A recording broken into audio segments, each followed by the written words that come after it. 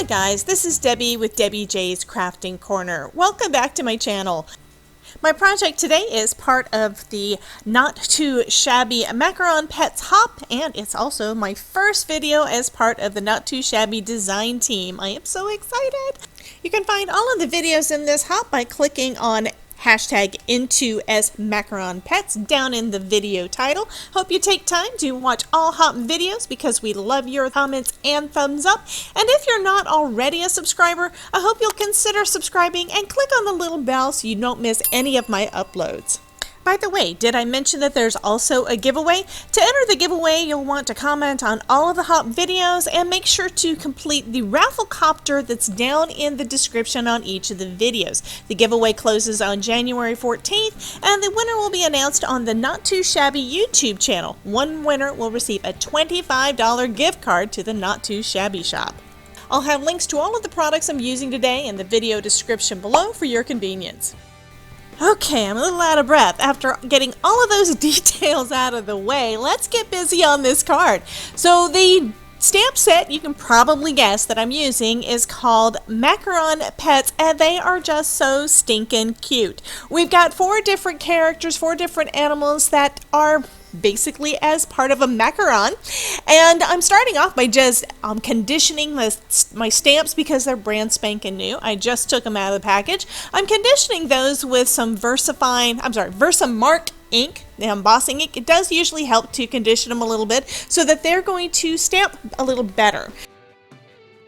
I'm going to do some alcohol marker coloring with these, so I'm stamping these guys out in some Gina K Designs amalgam ink.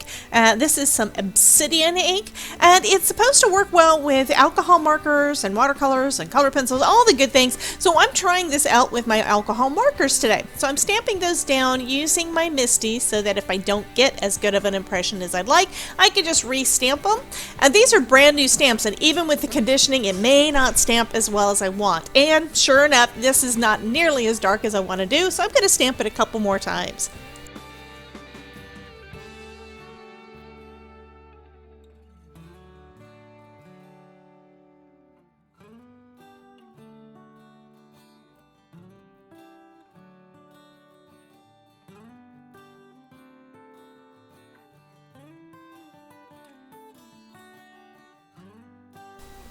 For the frosting on these little macarons, I'm going to use some brown gray, so that's BG1 and BG2, just to give it a little bit of color, and then I'm coming back in with my colorless blender.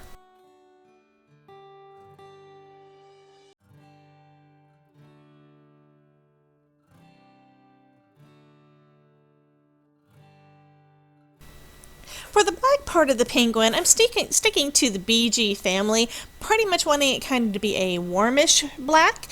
So I'm going in with the BG3, and then for the darkest one, I'm doing BG10. So I basically added a little bit of a highlight in the center of his forehead, and now I'm just coming in with some of the darker ones. I have not really used this combination before, so I'm going back and forth, and I didn't realize how much the BG3 was going to lighten everything back up when I go back in to blend.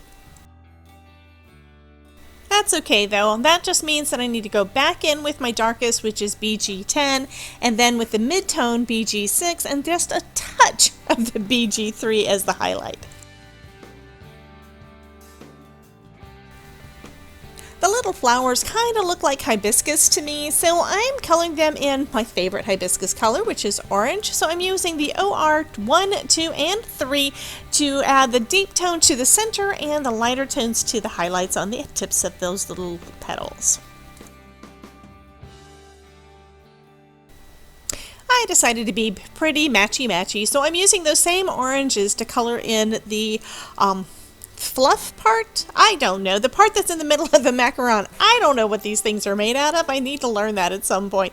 Anyway, I'm using the dark color kind of to be the little shadows under each of those little ropes, I guess, of the macarons. And then I'm coming in with the mid-tone and the lighter. And then I'm deciding at the last minute to come in with my colorless blender to actually add the highlights better. And it helped so much for me to get a little bit deeper dimension on these.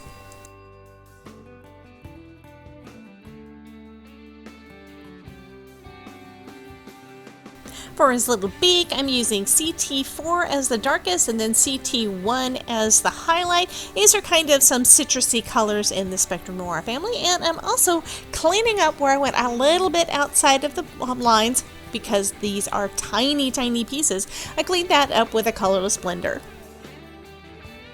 For the penguin's little cheeks, I'm using CR1, which is kind of a coral, and then blending that out with my colorless blender. And now I'm going to go on to that little leaf that's sticking up over the flowers. And that I'm just going to use the AG4 for the darkest and AG1. Really doesn't matter. This isn't really any kind of complicated coloring, but I did want to try to give it a little bit of dimension. The thing is, parts of these images are so small, you really can't do much.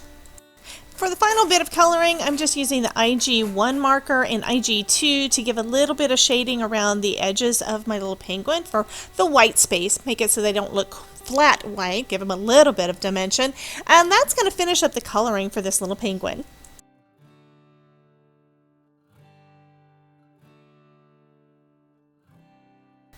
I also received the coordinating dies for this set, so I'm going to go ahead and use one of the dies to cut out the penguin, actually two of the sentiments, and this little flower.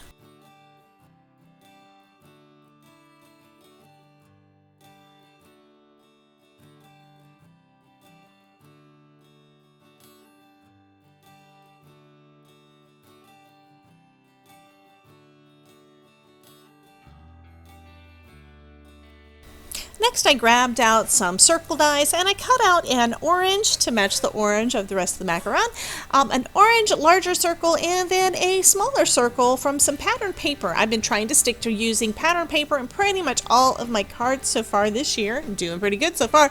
So I'm using that kind of as a background to my little macaron and give a little bit of a different type of color anyway. Next, I'm going to add some foam tape to the back of my penguin and the back of my sentiments.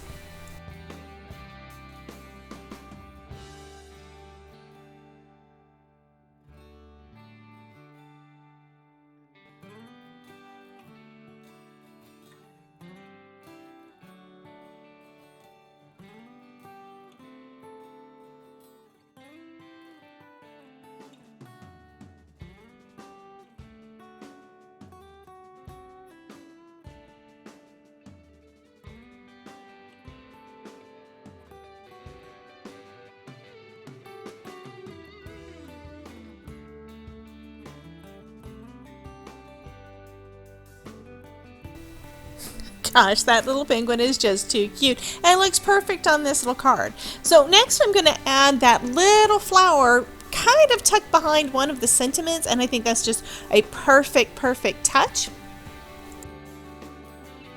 Now we can't have those pieces hanging off the side, so I am trimming down the excess of those that circle that's kind of hanging off. I'm just cutting the excess off. And next, you know me, I've got to add a little bit of bling. So I pulled out some of these gems that I've got from Hobby Lobby. I've got a set of pastel colors. So I pulled out some, I think they are yellowish and pink because I didn't have any orange. But I still think that those look pretty nice on the front of this card. Now if you want to see some more of the cards that I've made all along the way, take a look at this playlist and video over here. I know you'll enjoy it. Be sure to check out all the rest of the hoppers in the hop because I know they'll have some amazing projects for you to see. Thank you so much for dropping by and hanging out with me. You guys have a wonderful day, and remember, if I can make it, you can too.